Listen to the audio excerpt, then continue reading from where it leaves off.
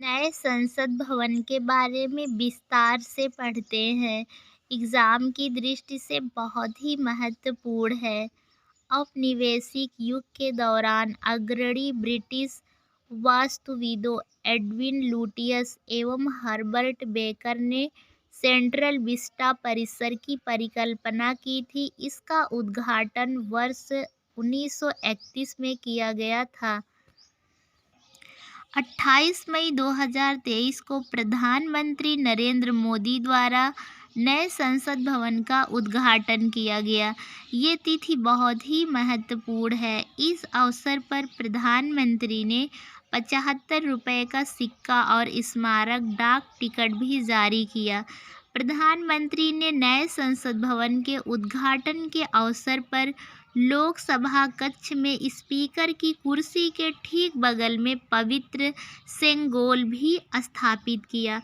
नए संसद भवन की डिज़ाइन अहमदाबाद, गुजरात स्थित एक architecture firm HCP design planning and management private limited ने तैयार किया है।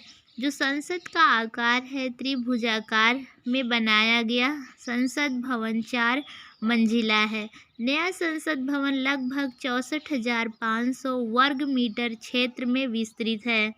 इस भवन के 3 प्रमुख प्रवेश द्वार ज्ञान द्वार, शक्ति द्वार और कर्म द्वार है। नए संसद भवन में लोकसभा सदस्यों हेतु कुल 888 सीटों का क्षमता के अतिरिक्त राज्यसभा हाल में 384 सदस्यों के बैठने की क्षमता होगी।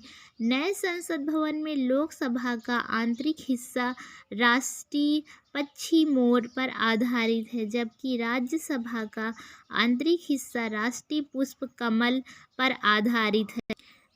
साथ ही नए संसद भवन के प्रांगण में राष्ट्रीय वृक्ष बरगद स्थित है। वेरी इम्पॉर्टेंट नए संसद भवन के बारे में। संसद भवन में सेंगोल की स्थापना 14 अगस्त 1947 को भारत की स्वतंत्रता की पूर्व संध्या पर एक पवित्र सेंगोल का निर्माण किया गया।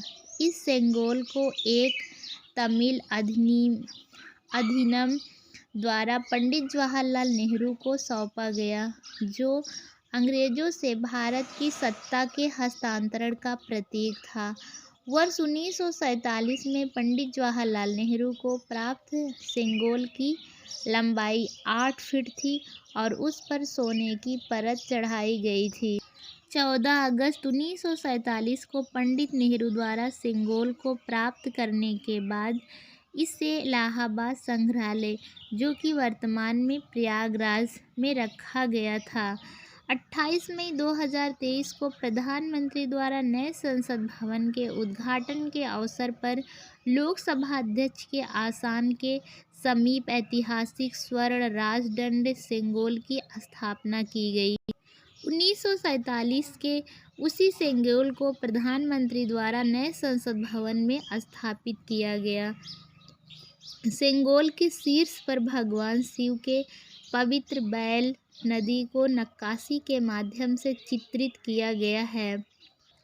तमिलनाडु में चोल राजाओं के शासनकाल के दौरान महायाजकों के माध्यम से सेंगोल को एक राजा से दूसरे राजा को सौंप दिया जाता था। सेंगोल की स्वीकृति उत्तरदायित्व के साथ शासन के आधार को प्रदर्शित करती है। थैंक यू दोस्तों।